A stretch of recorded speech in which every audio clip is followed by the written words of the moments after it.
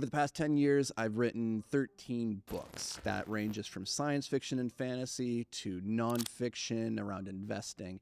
And some of those books, actually many of those books, have hit the bestseller list. Some of them have stayed on those bestseller lists for many, many years. Some have won awards.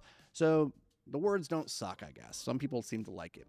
In this video, I'm going to share with you my exact process for writing a book. I'm going to walk you through the journey, how I think about this, that you can take this if you're interested in writing a book. And honestly, this can be applied to writing anything, writing a blog article or a LinkedIn thread. For reference, we write a lot on Twitter and on LinkedIn, and those get seen millions of times every single month. So again, people seem to like the words. Here's how I go about getting those words onto a page into a cohesive narrative for the purposes of a book. So number one. Step one, I've broken this into 7 steps. And I've never talked about this really before. So, stick with me as I kind of meander through this. Number one is you have to have something worth saying. You can't just write a book if you don't actually have anything that you're interested in talking about. And it actually, it requires a lot of depth of intrigue and interest in a topic for you to sustain the necessary energy to create the book. You're going to live with this thing for at least a year. So you need to be very interested in the topic and have a lot to say on it.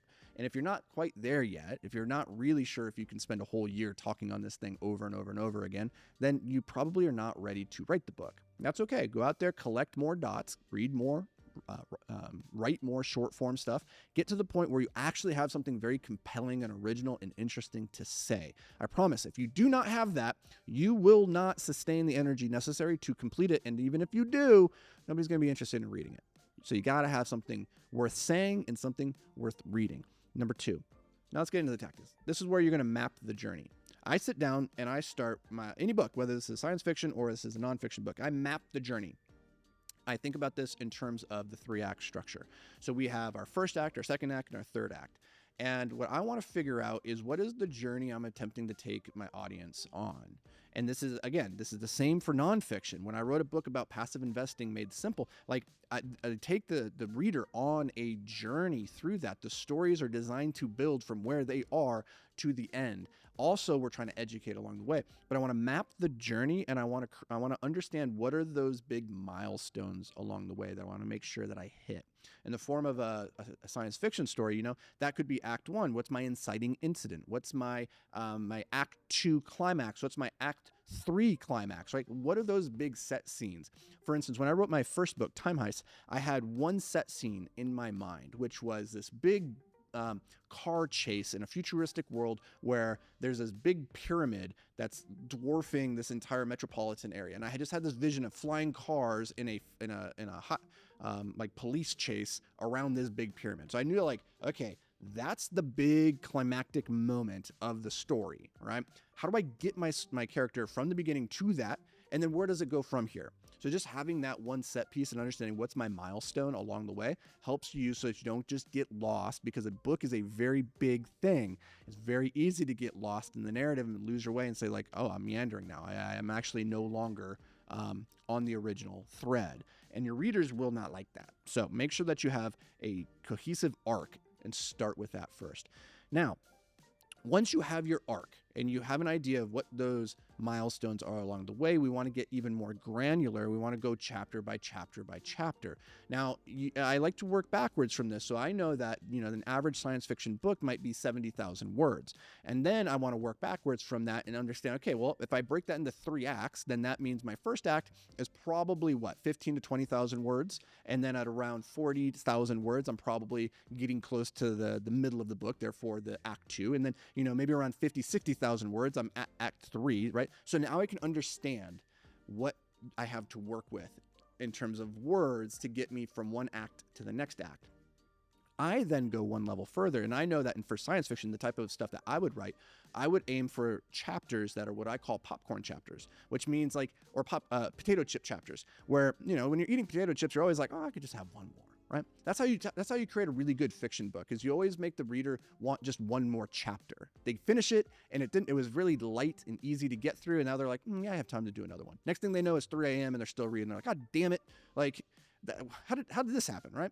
So what I do is I wrote chapters that were between 1,500 and 2,000 words. It's a nice edible amount of length for a chapter, so that by the end of it, they flew through it, they feel good. So now what I can figure out is I know if my book is 70,000, I know where my big milestones are along the way, and I know how many chapters that roughly breaks into.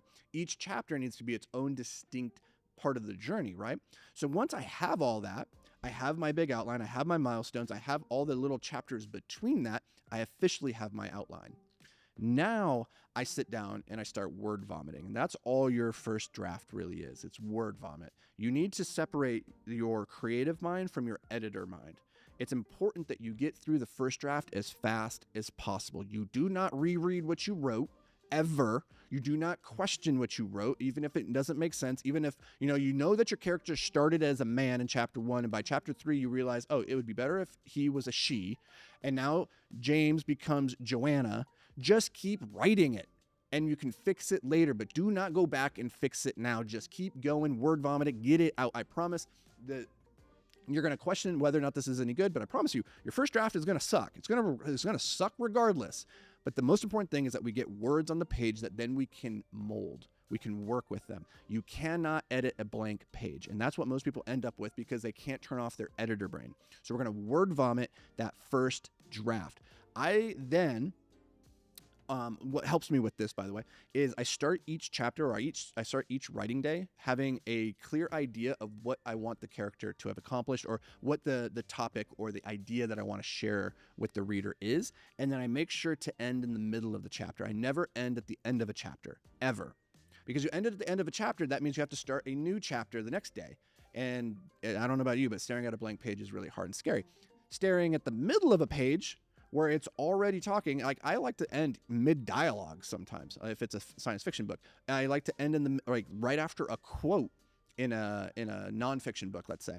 And I like that because when I sit down to write the next day, I'm like, oh, I can easily pick up from here. This is a really easy starting point, low friction, right? So never start with the blank page, end in the middle of the page. And if you are having to start at the beginning of a chapter, do it with a template or a frame so you're very clear about what it is you want to accomplish in that writing session. Okay, from there, I like to have a daily word goal. Okay, I like to have that daily word goal. So I know if a book is 70,000 words and I work backwards from that, and I say, okay, if I'm going to write 1,000 words every single day, it's going to take me roughly 2 months to write this book. And then you just have to stick to that word goal. So every single day you show up and you do whatever that output is. You can do this in conjunction with setting a timer. Some people will just work with a timer and they'll say, I'm going to write for an hour every day. I don't like to do that because what if at the end of that hour you only wrote 300 words? That didn't do you any good if you need to be writing 1,000 words every day. So what I do is I write until the words are written. And I time it. And the reason I time it is because people play differently when we keep score. When there's a timer clicking down over here with Parkinson's law. Time expands and contracts given the amount of time we allow for it. So if I only give myself 25 minutes to write 1,000 words, then I'm flying because I'm looking at the clock. I'm like, oh, I gotta go faster. And again, during the word vomit phase, that's all you're trying to do is get the words out really, really fast. So I like to have a daily word goal in conjunction with a time goal for every single session. Now, let's talk about the hard part. You finished your first draft. You've gotten the word vomit out. Good job. Congratulations. The truth is, good writing is rewriting. So you've done the bare minimum at this point. You have the husk of a book. You have vomit. You have word vomit everywhere. Now you need to clean it up. You need to put it into something that people actually want to sit with. Okay. So what we do is I let the book cool for at least a month. I don't go read it. I don't look at it. I need to get distance from it so that when I come back to it and I read it, then I'm experiencing it as though for the first time. Okay. So I finish that first draft. I let a month go by. I come back and I read it as fast as I can.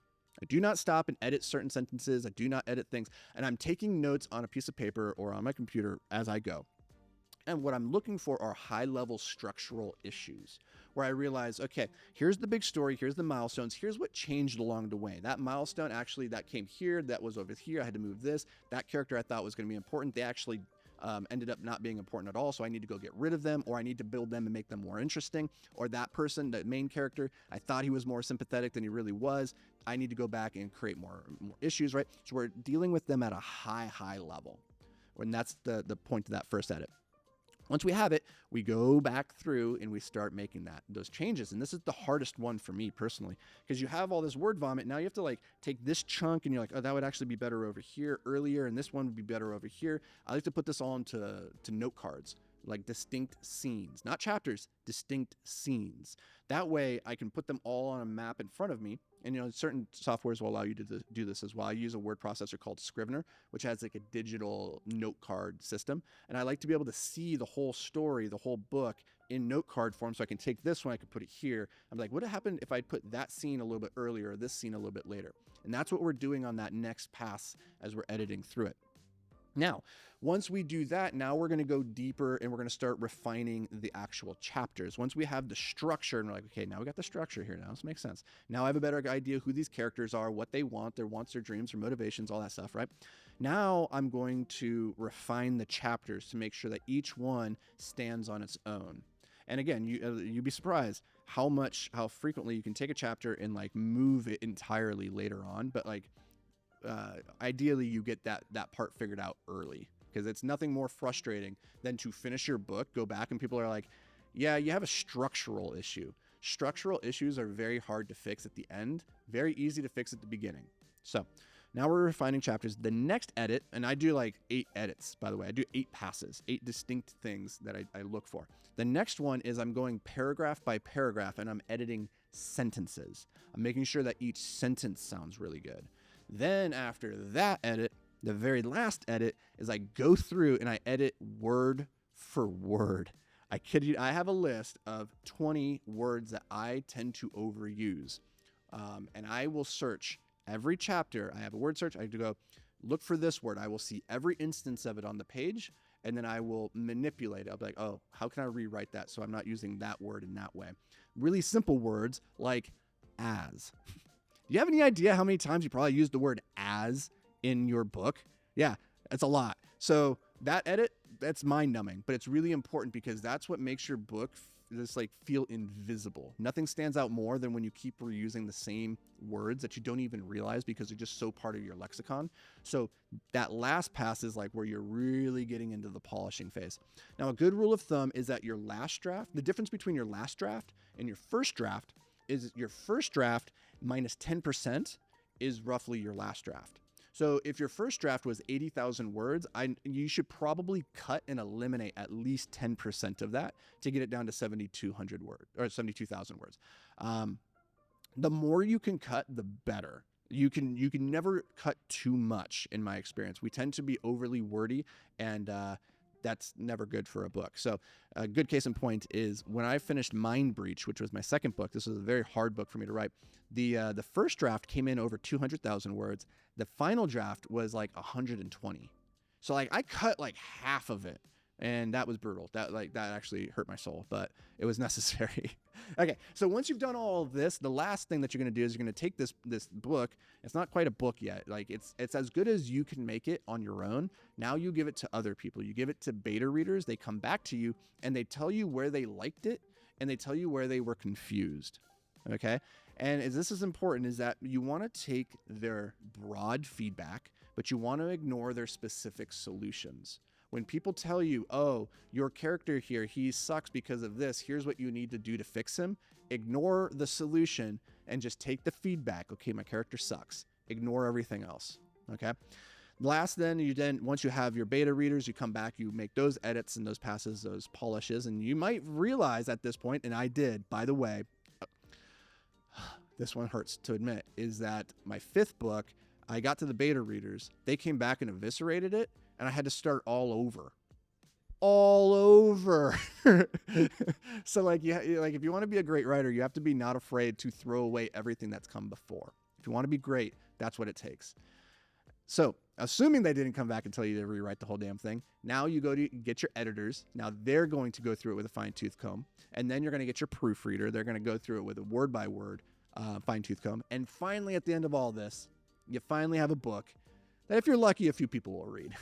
So that is how you write a bestseller. Good luck, Godspeed. If you are embarking on that journey, it is well worth it. It's one of the most valuable things that you could ever do. I have made millions from my books. I recommend it highly if you enjoy the prospect of inflicting brain damage on yourself. If that's you, good luck. I will see you guys in the next episode.